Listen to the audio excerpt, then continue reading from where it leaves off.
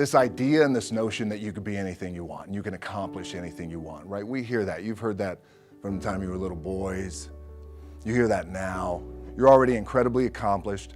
You can win an NBA championship, MVP of the league. You could become president.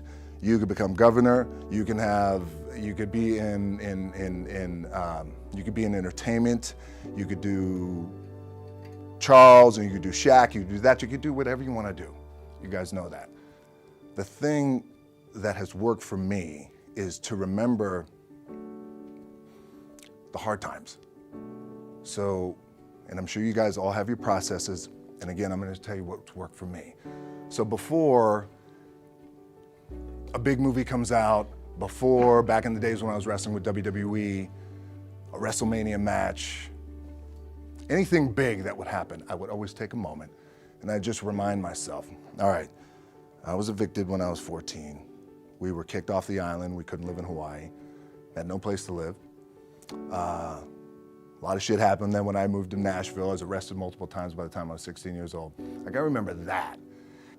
If I were playing on this team, which my skills are, what's that term? Oh, the shits. So I would never play. But before I lace up, before I get on the court, before I play in these big games, before I go to the Staples Center, where history is there, those are historic walls there at the Staples Center. I would remember that, and it allows me then to be present in the moment and understand, holy shit, the stuff I have around me right now, this is the shit that I dreamed of when I was a kid. I am here. I played for University of Miami, played for great teams. Warren Sapp, Ray Lewis, they were my teammates. They were balling. Warren Sapp was playing tight end that time. I was starting defensive tackle. Yeah, they moved him over to D-line. And he looked at me, he's like, yo, dude, I'm gonna take your spot. And I said, you ain't taking my fucking spot. He said, I'm gonna take your spot. I said, no, you ain't. We battled, and he took my spot. Now you can imagine how that fucked with me, because there goes my opportunity. He went in, switched to defensive tackle, lit the world on fire. Well, what that did, it crushed me, it crushed my dreams. I had a piss poor senior year, zero production, no NFL, no combine invite, nothing. Finally went to the CFL, Calgary Stampeders, making $250 a week Canadian. Now I had to send that shit home to my wife at that time. Had no money. So I remember that. When I got cut from Canada, I had $7 in my pocket. And I always tell that story. So now my production company is $7, advertising agency is $7, everything is $7. So I always remember that. What helps me is to keep the hard times in the front of my mind, because it allows me to go into these big moments that I've worked my ass off, and you guys have worked your ass off. It allows me to go into these big moments with a different perspective. What it also does for me, and again, this is what works for me. Like, I keep my back, excuse my language, my back is up against this motherfucker. Every day, it's against this fucking wall. Excuse my language, ladies in the room. But it's up against this motherfucker because it's what I believe in. And when my back is against this motherfucker, then there's nowhere to go. But that way. That's it. So I feel like this could be something, an ideology and mindset that could help you, if you look at it that way.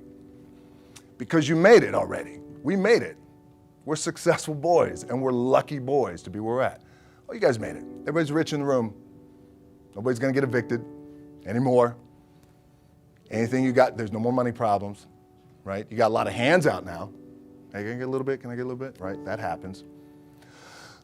But when you make it, for me, I need this. I need this. So every day, my back is up against this motherfucker, and this is how I operate. Now, doesn't mean you don't smile, doesn't mean you don't laugh and joke, right? You're happy, I'm a happy guy. But when it comes to business, and when it comes to executing, it's up against this. And I gotta go that way. And I don't give a fuck who is in front of me. They're not gonna stop me. Prep is where the character's made. And I just don't mean the character I play, I mean the character in here. So for me, the prep is getting with the director, getting with the producers, getting with the writers, getting with the, So in essence, it's like getting with all your coaches and your different position coaches and all the meetings that you have to have, right? So that's the work you put in. The key for me was, where does it start? What's the anchor? What's the anchor? So I could have all these ambitions and you guys have all these ambitions, which is great. It's important. I'll play this role, you'll play that role. I'll execute this thing and it'll come out this summer. You guys will execute this thing during the summer, right? When it's time to really put in a lot more work.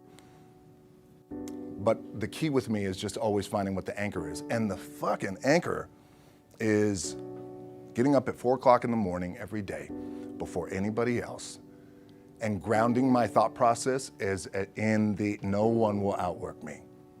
No one. I love and I respect you guys. You motherfuckers won't outwork me. All starts with this.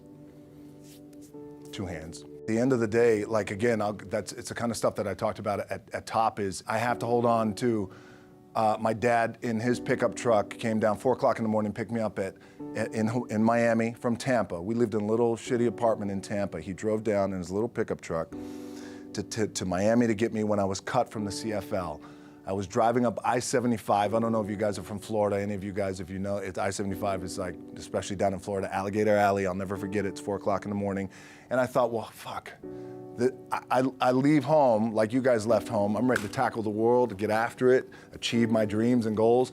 Fucking crushed by 22, 23 years old. Now I got to move back in with my mom and dad.